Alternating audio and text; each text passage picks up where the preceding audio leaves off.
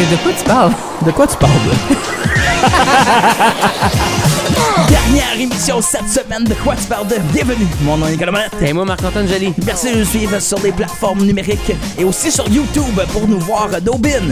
Salut, Salut maman. tout le monde. Regarde, on vous regarde dans le blanc des yeux comme vous la regardez dans le nôtre. Et merci de nous suivre sur la radio de votre choix, de nous suivre sur les Facebook, Instagram et TikTok. Dernière émission de la semaine.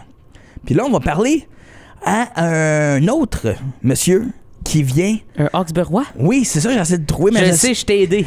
Egg beurré. C'est Egg beurré? C'est là que j'essaie de me rendre, mais je sais quoi un hawk en français? Un C'est Hawksburois. Oui. Un Hawksburois. Oui. Didier Charette, pour ne pas le nommer. Oui, exact. Réalisateur de des grosses affaires. Vous l'avez peut-être vu à TFO début 2010. De Planète Burber, c'était oui, quand? Ouais. Comme 2012. Burber. Hey, t'es fatiguant que ça. C'était BR. Je sais que c'est Barbare. barbare, mais moi j'aime ça dire Burber. Parce Moi, que non. c'est la planète froide. Je crois. Burber. Non, mais ouais, je te dirais dans cette époque-là, 2009-10 surtout. Ouais, c'est ça. exact. Donc, il était là. Maintenant, il suit des grands comme Loud, de Oui. la musique. Simple Plan aussi. Des grands groupes. Il fait les pubs pour A&W, pour McDo, Couche-Tard, Max Milk en Ontario. Pourquoi c'est pas Sleep Late? Je ne sais pas. Je sais pas. J'ai jamais compris pourquoi que c'était Max Milk. Max quoi? Couche-Tard en Ontario, c'est Oui. Max Milk. Pourquoi Milk? J'ai jamais vu ça de ma vie, j'ai juste vu Max. À cause de toi, t'as grandi à Hawkesbury. Fait que toi, tes affaires étaient en français. Oui. Moi, j'ai grandi C'est tout tellement partout vrai ce que autre tu dis. que Hawkesbury. Et c'est le petit oiseau rouge, Oui. c'est Max Milk. J'ai jamais vu cette Max affaire-là de ma vie. M-A-C apostrophe S, Oui. Milk comme lait. OK. Le lait de Mac. Oui, je comprends. Mais j'ai pas le référent, fait que je trouve ça malade. Ouais, Puis je n'ai vu beaucoup de Max dans ma vie. Oui, tu je sais. Puis je comprends pas pourquoi que... Je parlais de ça l'autre jour avec mon père, Oui. au Québec. Oui. Ils changent leur nom pour comme bureau en gros. Oui. C'est pas, en anglais, c'est Staples. Oui. Mais c'est vrai qu'aller magasiner à Broche Oui. ou Brocheuse, C'est ordinaire. ça fait louche. Oui. T'étais où? J'étais aux agrafes. Ouh! Ouh. J'étais à la graffeuse. J'étais à la graffeuse. Ouais, non, Ça, non. c'est bon. Ça, c'est un bon plan de carrière. Oui. La graffeuse, c'est bon en tabarouette. Très hâte de parler de notre invité d'aujourd'hui. Vraiment. Il a suivi des grands, il a fait ses débuts, il a mangé ses croûtes. Oui. Puis là, j'ai hâte de juste y entendre parler, voir ces rencontres-là, parce que travailler avec des superstars, vraiment, Moi, je comprends de la pas musique d'où il est. franco-canadienne. Exact, puis je comprends pas comment il s'est rendu là. Comme j'ai l'avoir vu au secondaire, il était plus vieux que moi, tu sais, Ouais. fait que je le regardais toujours, il était dans les mosh pits puis tout, on était dans la même scène, là, Ouais. fait que en tout cas, j'ai grandi avec lui, mais de loin, tu sais. Puis là, c'est comme un moment donné, juste à l'université, puis là tout d'un coup, il était animateur à Barbare, j'étais comme dans quel monde, OK, on est rendu là. Puis là tout de suite après ça, il faisait des clips pour tout le monde. T'es comme voici un clip que j'ai réalisé, j'étais comme qu'est-ce qui s'est passé? Dans quel tu sais? monde? Oui. Dans le monde de Didier Charette. Aujourd'hui à l'émission, de quoi tu parles de?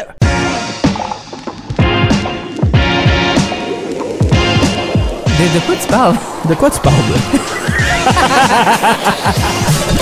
Plein de choses en lien avec notre invité d'aujourd'hui. Si je vous dis LLA, oh, si je vous dis Simple Plan, pour les personnes qui rebordent des skinny jeans, c'est plus leur vibe. Si je vous dis ANW, ou sinon, le fameux McDo, il est partout. Un plaisir de le recevoir aujourd'hui à l'émission. De quoi tu parles de Didier Charette? Ça va bien? Ça va très bien, je suis content d'être là, merci. Yes, merci de montrer à tout le monde que tu peux avoir une carrière même si tu viens de Hawkesbury. C'est vrai. Attends, on devrait plus dire une carrière qui va bien. Oui, dans les heures en Dans plus. les heures en plus. Exact. Non, non, mais on a grandi ensemble. On s'est côtoyés un peu pendant, évidemment, le secondaire et tout. Mais Hawkesbury, tu viens de là, ta ville natale. T'as fait tes débuts de tout, là, d'une certaine façon. Est-ce que t'as toujours aimé... Parce que là, on va le dire pour les gens, vidéastes, réal, tout genre confondu, t'as fait de tout du début de A à Z. Ça a-tu toujours été quelque chose d'important pour toi, genre d'être de l'autre côté de la caméra? Ben au début, tu sais, moi c'était ça m'intéressait les médias, tu sais, mais j'avais aucune idée de ce qui se passait derrière la caméra. Je pense que mon incursion dans ce milieu-là s'est faite devant la caméra, tu sais. Moi, j'ai étudié pour être reporter, journaliste. Puis ben c'est ça, je faisais de la chronique écrite et radio au début, qui a mené éventuellement à la télévision. Puis c'est là où j'ai appris mon métier de réalisateur en étant de l'autre côté. Je travaillais avec des réalisateurs qui étaient derrière la caméra, mais moi j'étais animateur. Puis c'est là que j'ai fait ouais, ben peut-être j'aimerais mieux être en arrière, finalement. Mais drôlement, tu le faisais super bien en avant. Comme moi, j'ai le switch, parce que je me souviens évidemment quand je te voyais commencer dans ces débuts-là, t'as fait des trucs avec TFA, avec Barbare. Je pense que c'est là que je t'ai plus découvert en avant de la caméra. Ouais. Puis tu le faisais super bien, tu le faisais d'une façon super dynamique, puis il y avait comme un juste milieu entre tu parlais bien, tu t'adressais aux gens, à nous, puis en même temps, on avait un sentiment de familiarité aussi avec toi, tu sais, qui est dur à avoir, le juste milieu. Il y a quand même quelque chose de très Musique Plus dans la façon que tu le faisais aussi, je trouve, dans la version Hawkesbury de Musique Plus. Exactement, c'est exactement ça. Mais qu'est-ce qui t'a fait faire le switch? Parce que t'étais vraiment bon là-dedans, comme t'aurais pu continuer dans cette optique-là. Je suis certain qu'il y a eu des trucs que les gens t'ont offert, mais le fait d'avoir tourné de l'autre côté, c'était quoi le point tournant? Ben, honnêtement, c'est qu'à un moment donné, je suis devenu très self-conscious de mon image, puis de la façon que je m'exprimais devant la caméra, puis ça me rendait tellement inconfortable que je me voyais pas avoir une vie aussi stressée devant la caméra, alors que je commençais à comprendre c'était quoi la réalisation, puis ça m'excitait de faire des projets. Je voyais ça comme une opportunité peut-être d'être un peu plus créatif. En tout cas, dans mon cas, c'était comme... je pense qu'à la base, avant de me retrouver dans un format, mettons, télé où j'étais animateur, tu sais, je faisais des vidéos moi-même, là, tu sais, un peu au début de YouTube, là, c'était comme des je me filmais moi-même, genre je m'en vais voir un show de telle affaire, puis je vais rencontrer les gens fous, tu sais, un peu près Gonzo, comme tu disais, Musique Plus, puis ça faisait en sorte que c'est moi-même qui faisais le montage, tu sais, je contrôlais pas mal tout, puis à un moment donné, ben de me retrouver dans les mains de quelqu'un d'autre, ça m'insécurisait beaucoup, puis ben, c'est pour ça, puis en même temps, en parallèle, c'est que moi j'avais une fascination pour les vidéoclips. Puis j'ai eu des opportunités de faire des vidéoclips pendant que j'étais encore animateur. Puis j'ai vraiment eu le déclic de OK, non, c'est vraiment ça qui m'intéresse le plus, la réalisation. Tu sais. Tu te souviens-tu de tes premiers clips? Pardon. Mon premier clip, c'est Alex Nevsky, la chanson Les Coloriers. Ben oui, pourquoi pas, hein? Premier clip, Alex Nevsky. Un petit clip. Une grosse tune en plus, genre, pas comme Alex Nevsky, 8e chanson sur l'album, peu connue. Non, comme une des 2 tunes de cet album-là qui a tourné partout à la radio. J'étais chanceux, justement, à cause de Barbare à TFO, on avait sauté en bungee ensemble. Puis ça rapproche le monde, sauter en bungee, fait que... ça t'éloigne, ça te rapproche, ça t'éloigne, ça te rapproche surtout. Ouais. Exact. Fait qu'il m'avait dit, qu'est-ce que tu veux faire toi pour vrai, tu sais, puis j'avais dit, écoute, moi, ça serait des vidéoclips, puis il m'avait dit, ben tu feras mon prochain, tu sais, puis j'avais aucune expérience à part quelques captations live avec des artistes, tu sais, dans le cadre de Barbare. Wow. Puis là, tu t'es lancé là-dedans, fait que là, mettons... Didier est là, il se fait dire ça, il est comme OK, cool, je vais faire le prochain clip. Là, vous avez des meetings, un genre de mood board de quelque sorte, évidemment. Puis là, tu fais OK, je vais faire le plan par plan de qu'est-ce qui va se passer, trouver les endroits, trouver mon équipe, tout ça. Comment tu t'es lancé là-dedans? Ayant comme... Tu sais, parce qu'il faut toujours que tu commences en quelque part. Je sais que tu avais fait des trucs avant, là, mais je veux dire, clairement, il a fallu que tu parles à du monde. Faire comme, regarde, c'est parce qu'il faut que je réalise ce clip-là, c'est mon premier, puis j'aimerais ça être un certain encadrement, ou tu as vraiment fait ça tout seul? Ben, j'ai travaillé avec une boîte de prod de Montréal qui s'appelle Parce que Film, puis eux, ils en avaient fait plusieurs vidéoclips avant. Puis j'avais un directeur photo avec moi qui était un ami puis qui comprenait très bien dans quoi il s'embarquait.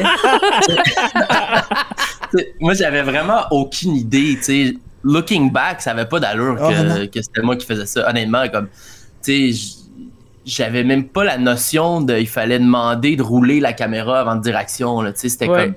complètement un monde inconnu. Tu sais. Green au bout de ce côté-là, tu sais. Ouais, mais j'avais une équipe qui en avait fait d'autres, puis ouais, j'avais écrit mon concept, puis on avait eu une subvention pour le faire, puis après ça, tu sais, c'est comme, je pense que c'est comme n'importe quoi, tu fais un dépouillement, tu sais, mettons, l'idée, c'est quoi? Ça prend une maison, des acteurs, des décors, puis après ça, ben, on délègue, tu sais, chaque département s'occupe d'une partie de la chose, puis après ça, tout ça ensemble, idéalement, le gâteau lève, là, mais dans ce cas-là, tu sais, je pense que c'était un premier clip, tu sais, c'est pas mon meilleur, mais c'est pas mon pire non plus. Il était... Ça, c'est bon. C'est mon premier, c'est pas mon meilleur, mais c'est pas mon pire.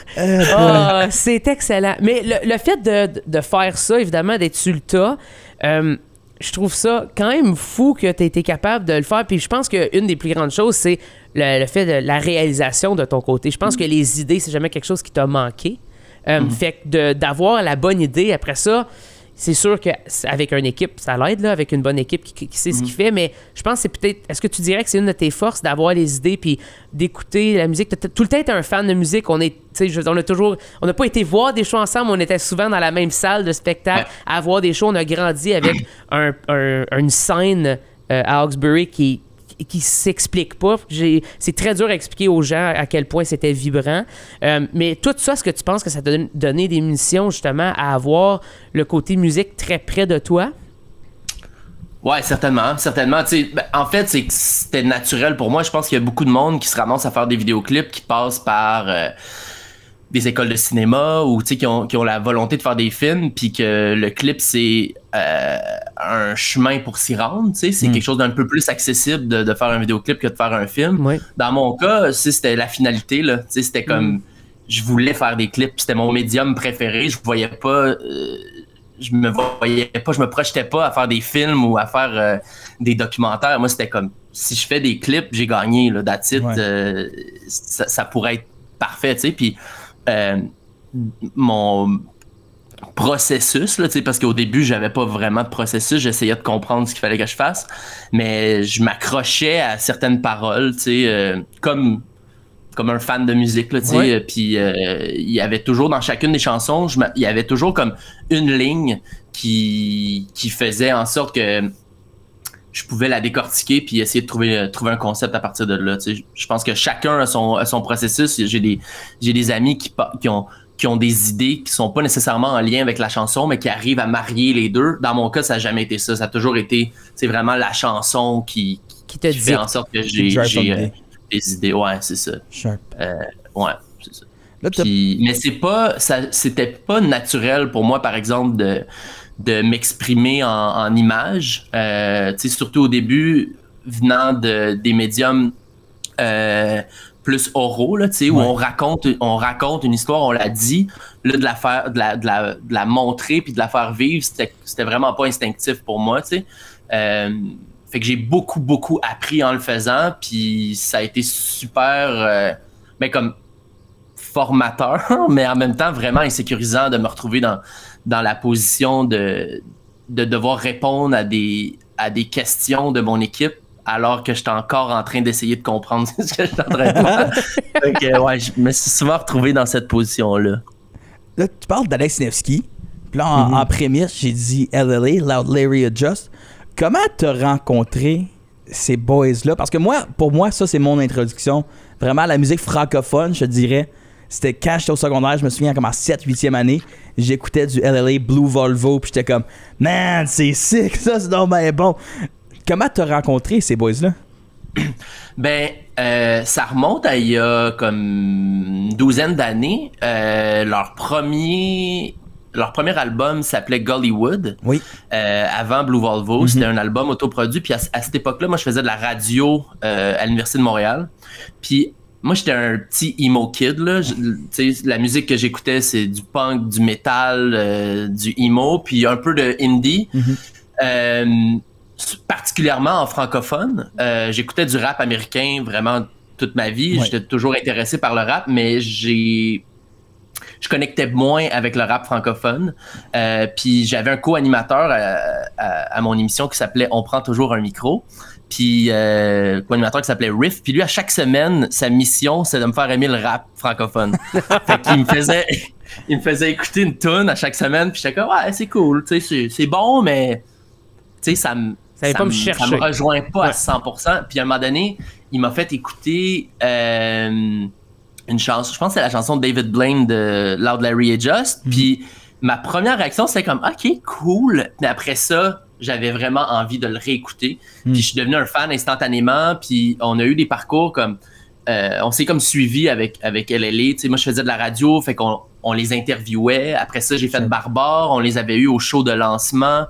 On les a eus dans des capsules. On a documenté leur carrière. Puis moi, je suis toujours resté un fan, là, tu sais... d'eux autres, puis ils ont été comme une sorte de gateway vers la musique francophone, surtout en rap, tu sais. Puis, tu sais, il y avait comme vraiment un mouvement à l'époque des débuts de LLA. Puis, Dead Obies, tout. Exact. Puis, éventuellement, il y a quelques années, il fêtait le 10e anniversaire de Gollywood, justement, gros spectacle au Francophonie de Montréal. Puis je m'étais dit, hey, ça serait vraiment nice de faire un documentaire sur l'impact de LLA sur la culture québécoise, puis juste le changement de paradigme dans le rap. Puis j'étais comme... J'avais assez de connexion avec les gars. J'avais travaillé avec A-Just. Il avait fait de la musique pour des projets que j'ai fait. Puis j'étais resté en contact avec chacun des gars. Fait que j'avais une entrée. Fait que je leur avais proposé ce projet-là de faire le docu sur eux. Puis finalement... Pour plein de raisons, ça s'est pas passé, mais Loud m'a demandé de faire le vidéoclip, le premier single de son dernier album. Puis à partir de là, ben, je suis devenu ami avec les gars. J'ai fait plusieurs clips pour Loud. J'ai fait un clip pour Larry aussi. Puis là, le dernier clip qui est sorti de LLA, c'est moi qui l'ai fait. Ouais.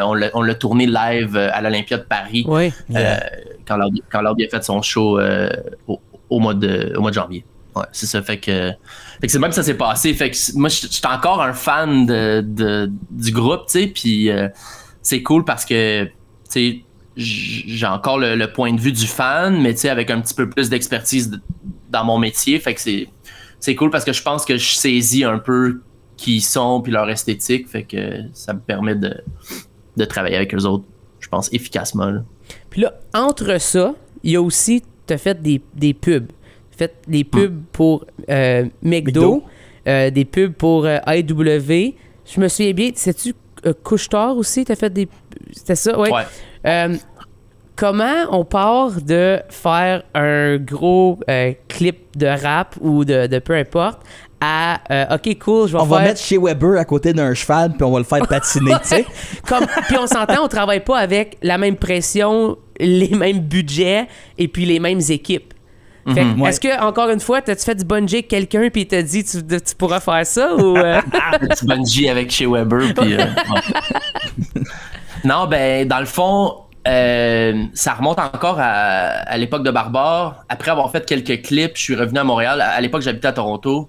Je suis revenu à Montréal, puis je me suis fait représenter par une boîte de production. Fait que ça devient comme ton agent, puis c'est eux qui produisent tes projets.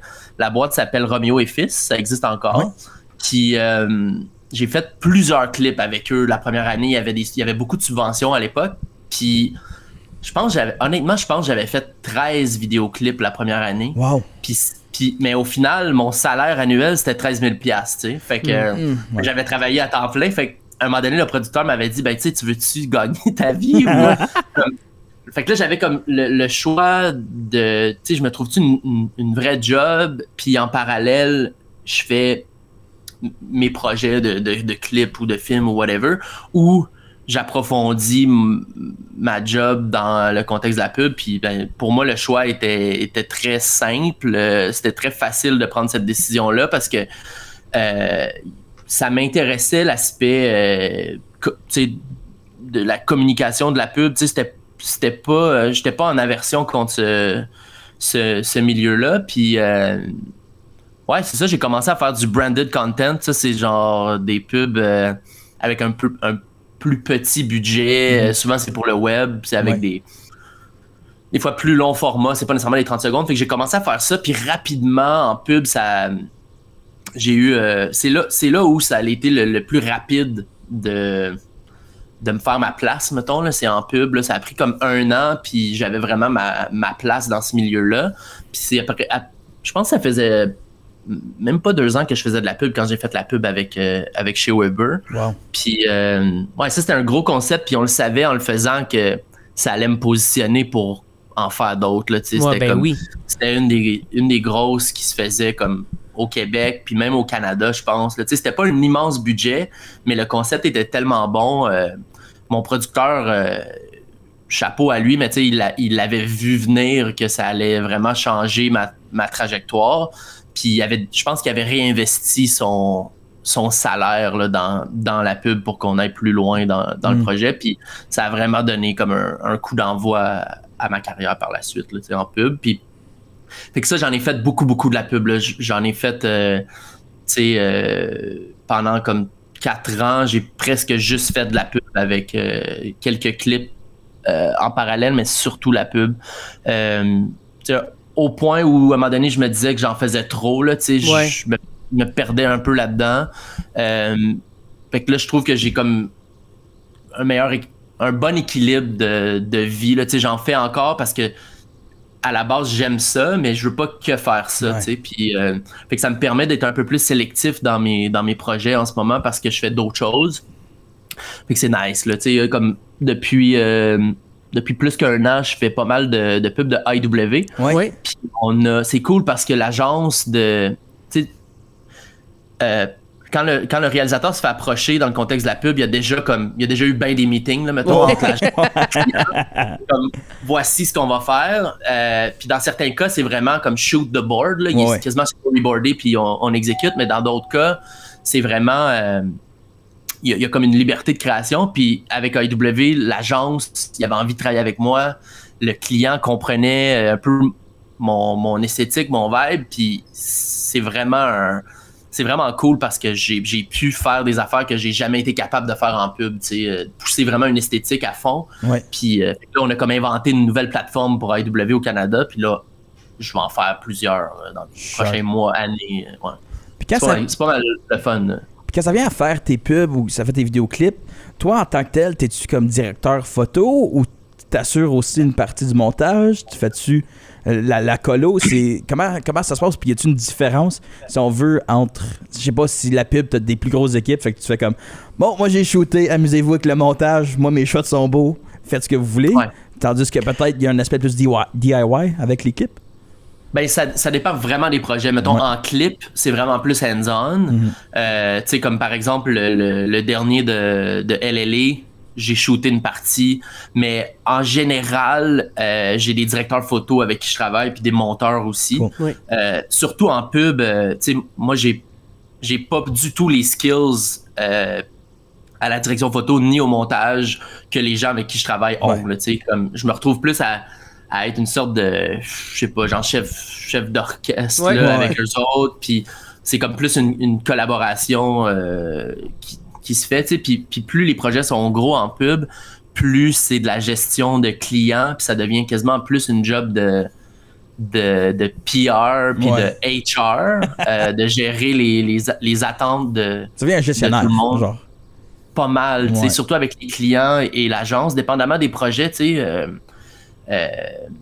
je pense que tout le monde a son agenda, tu sais, tout le monde a sa vision d'un concept aussi. Ça va être très clair sur papier.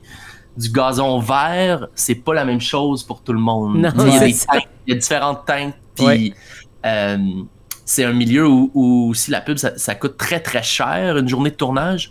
Fait que les gens sont, tu sais, les gens qui investissent surtout sont frileux, puis ont envie, ils veulent pas prendre de risques, mettons. Fait que c'est vraiment de bien comprendre les attentes de chacun, puis de rassurer tout en essayant de pousser, tu sais, parce que si c'est les clients qui avaient le dernier mot, ils ont toujours le dernier mot, mais s'il y avait pas de de filtre, s'il n'y avait pas de personnes pour les guider dans le processus, on se retrouverait avec beaucoup plus de publicité dans des cuisines où il y a 2 personnes qui se parlent puis on goûte l'affaire, tu sais. Ouais, très folders. Ouais, fait que les concepts un peu plus poussés, il y a du monde qui travaille pour vendre l'idée, là. Exact. Puis souvent du monde externe aussi qui vont aller pousser ces idées-là. Parce qu'évidemment, il doit y avoir un team marketing dans toutes ces places-là que tu travailles qui font un genre de storyboard. Puis là, toi, tu fais comme, OK, ben, on va faire ça, mais je le ferai plus comme ça, tu sais, parce que c'est le même, tu le visualises. Fait que ça doit avoir des échanges assez spéciaux, des fois, avec des différentes forces de caractère, j'imagine. Ouais, mais je pense chanceux parce que il y a quand même un respect du métier, du travail de réalisateur, quand même de la part de l'agence puis des clients, tu sais. Même si des fois il y a certains clients qui sont comme, hey, c'est vraiment cool ton point de vue, mais je m'en fous d'être tu sais, je m'en fous d'être. Ouais, c'est ça, je veux juste qu'on voit mon produit en gros, tu sais. Mais en général, c'est quand même le fun la position, tu sais, de pouvoir échanger avec les clients puis de faire potentiellement évoluer leur vision par rapport à X projet, là, tu sais, en pub. Moi, j'ai une question. Ça a super zéro rapport. Tu parles de AEW. Il y a le monsieur AEW. Oui. L'as-tu rencontré? Ben oui, j'ai tourné avec. Il est sympathique. Il a de l'air sympathique. Il est très sympathique. Yes, ça répond à mes attentes de pub. Non, pour vrai, il est très sympathique. Tu sais, moi, j'ai fait une pub avec lui. On a tourné comme à l'automne dernier. C'est une pub pour le Bye Bye. OK, oui. Ah oui. Puis c'était cool parce que ça faisait des années qu'il faisait presque juste faire tester des burgers. Ouais. Mais tu sais, à la base, lui, c'est un comédien. Puis la pub qu'on a faite, c'était vraiment cool parce qu'on le faisait jouer, tu sais. Fait que lui, il s'est amusé, tu sais. Je pense qu'il a aimé ça, se retrouver dans le rôle de comédien, tu sais, dans la pub. Fait que c'était super nice. Même, il était vraiment willing. On a tourné de nuit, puis j'avais une rig que je lui mettais, ça s'appelle un Snoricam. C'est comme une grosse veste avec un gros bras qui vient déporter la caméra pour la mettre comme face au comédien, puis c'est lui qui la tient dans le fond avec son corps, puis il y a comme sa chemise par-dessus qui cache la veste. C'est pour avoir un point de vue où le rapport entre la caméra puis le comédien ne change pas, mais le background bouge beaucoup. Fait que c'est pour l'effet que je voulais aller chercher, c'était comme son stress dans le moment, mais c'est quand même une caméra qui pesait comme 50 livres, là, tu sais. C'était le milieu de la nuit, tout. Fait il s'est prêté au jeu, puis c'était vraiment cool. C'est vraiment le fun. Là, récemment, tu travailles avec Simple Plan. On l'a dit vite fait tantôt. Tu t'étais au Brésil. Là, tu es en Californie. Je sais pas si tu as le droit de le dire ou non.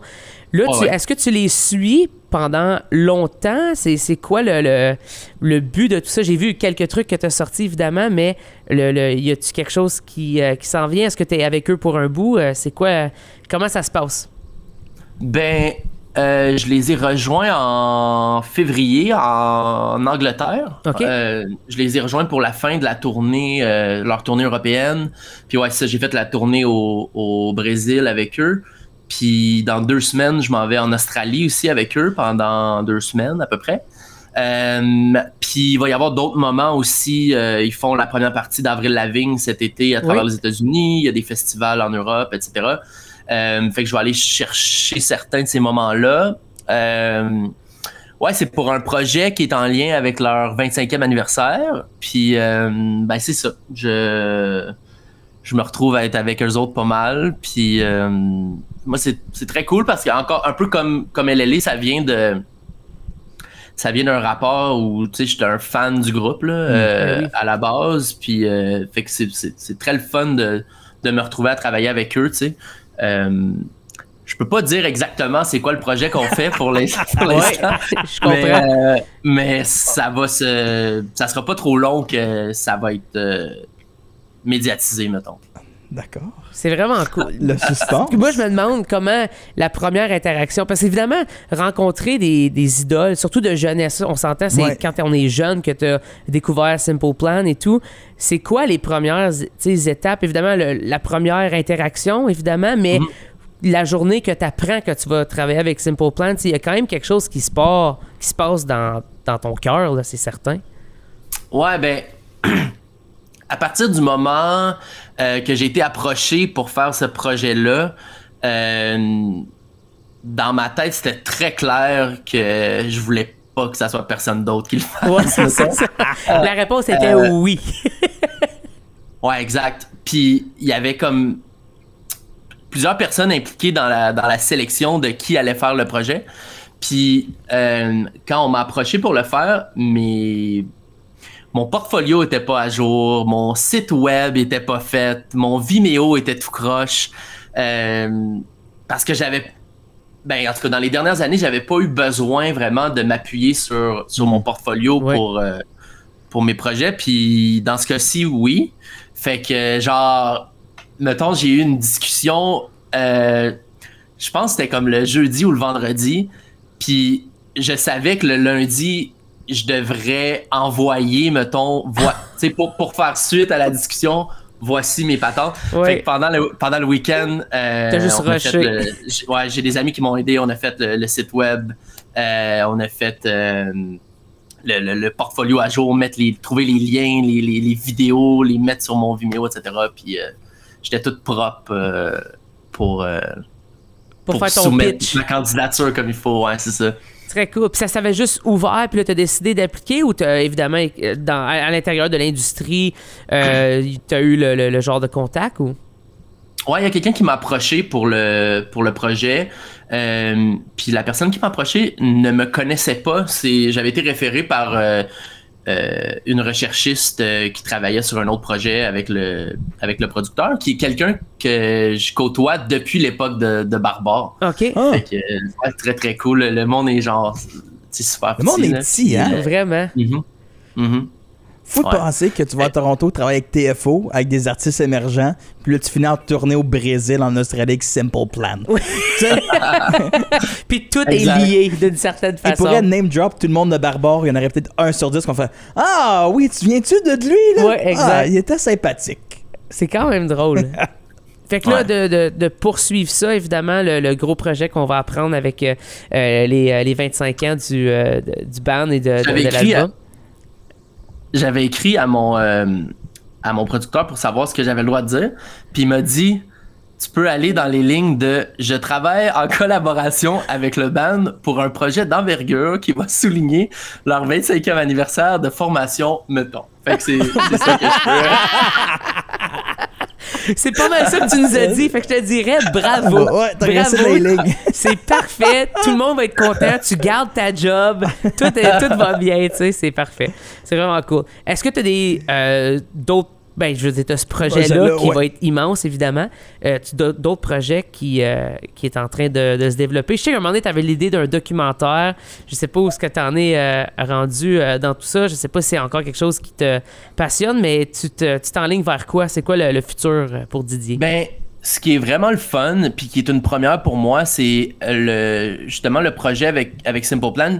J'ai voulu me concentrer dessus, puis pas me splitter en 10 projets, puis être à 3 places en même temps. J'ai voulu vraiment me concentrer là-dessus. Puis c'est ça que je fais pour plusieurs mois. Je suis vraiment comme exclusivement là-dessus. Il y a des trucs en lien avec Loud aussi, parce que avec Loud, on a commencé un projet de longue haleine aussi. Oui. Fait que il y a quand même quelques trucs en lien avec ça qui vont se passer cet été. Puis sinon, comme vers la milieu de l'été, j'ai des pubs de IW que je vais faire aussi. Puis le documentaire dont tu parles, c'est un documentaire sur le emo. Ça fait des années que je travaille dessus. Justement, j'avais interviewé Simple Plan l'année passée pour ce projet-là. Ouais. Cool. Puis c'est un peu comme ça que... En tout cas, ça rapporte tout ça. Puis le documentaire sur le emo, oui. J'ai toujours continué à le travailler. C'est sûr qu'il est en 3e, 4e dans la liste de priorités, mais je pense que c'est ça la beauté d'un documentaire comme ça sur un mouvement, sur quelque chose de de gros qui est pas nécessairement figé dans le temps. Ouais. C'est que je peux vraiment prendre mon temps. Puis ce qui est cool, c'est que déjà, ça fait que j'ai du matériel qui date de comme 6-7 ans, tu sais. Ouais. Fait que je pense qu'il y a comme une valeur de production à faire un projet sur autant de temps que ça, même si des fois, je suis comme frustré que ça avance pas plus vite. Ouais, c'est ça. Il n'y a rien de concret en ce moment par rapport à la diffusion ou même le shooting, mais c'est sûr que le projet que je fais en ce moment avec Simple Plan, j'ai l'impression qu'il va m'aider dans la trajectoire de ce deuxième projet-là. Je voyais les choses, évidemment, les stories de Didier, puis il montre des bandes, évidemment, puis il y a The Use, puis Day to Remember, puis ça, je fais comme, ouais, je pense qu'il y a des bonnes munitions maintenant pour aider à ce documentaire-là et tout, ouais. mais c'est vraiment cool de te voir rayonner là-dedans, surtout depuis le début, qui est fou. Moi, je suis ton parcours depuis le début, puis je trouve ça vraiment incroyable où ce que tu es rendu, puis que tu es autant accessible aussi pour tout, puis autant dans le monde francophone que dans le monde anglophone, tellement beaucoup à amener, puis dans les pubs aussi, évidemment, clairement. Fait que bravo, félicitations pour les gens qui ont pas vu les trucs ou qui savaient pas. C'est souvent ça l'affaire. C'est plus ça. C'est plus tu le sais pas, tu as vu des affaires, tu as probablement déjà vu quelque chose que Didier a fait, oui. mais tu le savais pas. Là, vous pouvez aller voir le Vimeo qui est up to date. Moi, j'ai eu la chance d'aller le voir. Non, il te reste il y a un long week-end, un moment donné qui s'en vient, tu t'appelleras tes amis, tu leur remettras. Mais merci beaucoup d'avoir pris le temps de faire ça avec nous autres. Puis, merci à vous autres, puis merci de faire la promotion de la culture francophone hors Québec. Moi, c'est quand même quelque chose qui me touche beaucoup, c'est encore important pour moi d'où je viens, tu sais, l'identité franco-ontarienne, c'est vraiment la mienne, tu sais, puis ça fait vraiment plaisir de vous voir aller puis de faire partie de votre podcast maintenant. Oui. Merci beaucoup, Didier.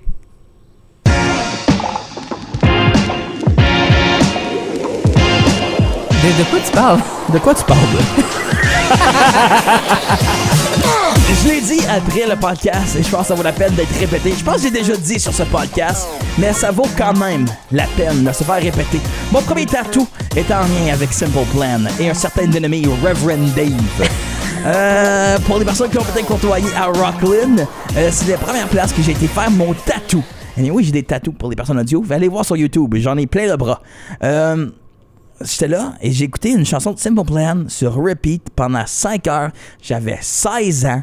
Comme... La meilleure en plus de Simple Plan. On parlait de la scène emo, tout, rien à voir. La version francophone de I Don't Want to Spend the Night Without You, featuring Nelly, eh bien oui, Nelly, pendant 5 heures parce qu'il venait de se faire laisser par sa femme. C'est quand même pour lui, un exploit. C'est sa chanson de break-up. De cette journée-là. Et dans la vie, je suis aussi directeur musical et elle est dans ma programmation. Juste pour me faire plaisir, environ une fois par semaine, je la prends par surprise. Est-ce que tu pourrais dire la même histoire, mais avec ton père maintenant? Mon père, même gars, même histoire, tatou de 5 heures, sauf que lui, c'est une chanson plus rock, plus metal, un peu moins accessible, Down with the Sickness de Disturbed, et le tattoo artist, à chaque fois dans la séquence, il y a et il faisait comme un chimpanzé dans la face à mon père. Mon père était comme une chance que le tatou il est beau parce que le gars était weird, pas bien qu'à peu près. C'est parfait tout ça. Ah, puis mon père est en train de se faire tatouer un papillon. L'affaire le moins qui que existe. Tu peux avoir. Oui. Moi, cette histoire-là, je l'adore. C'est potentiellement une de mes meilleures histoires. Ces deux-là, le fait qu'il l'a fait 2 fois. Oui. Juste une fois, c'est drôle. 2 fois, ça se tient pas de bout. Oui. C'est vraiment ça. C'est magique. C'est incroyable. Je sais pas quoi d'autre le dire. C'est merveilleux. Oui, vraiment. Merci d'avoir partagé ça. On va finir sur un débat cette semaine. AEW ou McDo? AEW. Parfait. Facile. Merci, je préfère. J'aime vraiment le gars du AEW. Les burgers sont meilleurs tant aussi. Tant en anglais qu'en français, les deux chic types, venez chez nous manger comme je serais à l'aise. Oui. Il me semble que c'est comme mes vieux chums. Ils sont gentils. On a l'air de s'appeler Claude, tu sais. Des Claude gentils. Je pense que... Il s'appelle-tu Claude pour vrai? Mais ça doit être dans mon subconscient, là. Je l'ai vu, puis je pense qu'il s'appelle Claude, puis il s'appelle Claude. Ça, là... Dites-nous-le dans les commentaires. Envoyez-nous un message. Faites-nous Facebook, Instagram. Il s'appelle comment le monsieur? Mais peut-être qu'il y a un nom d'artiste aussi sur quand il fait les pubs. Ouais, c'est peut-être pas son vrai nom. Et sur ça, on se dit un grand merci. Puis à la semaine prochaine pour non un, mais 2 lancements d'albums avec des franco-ontariens. Je vous laisse deviner c'est qui. Salut! Ciao!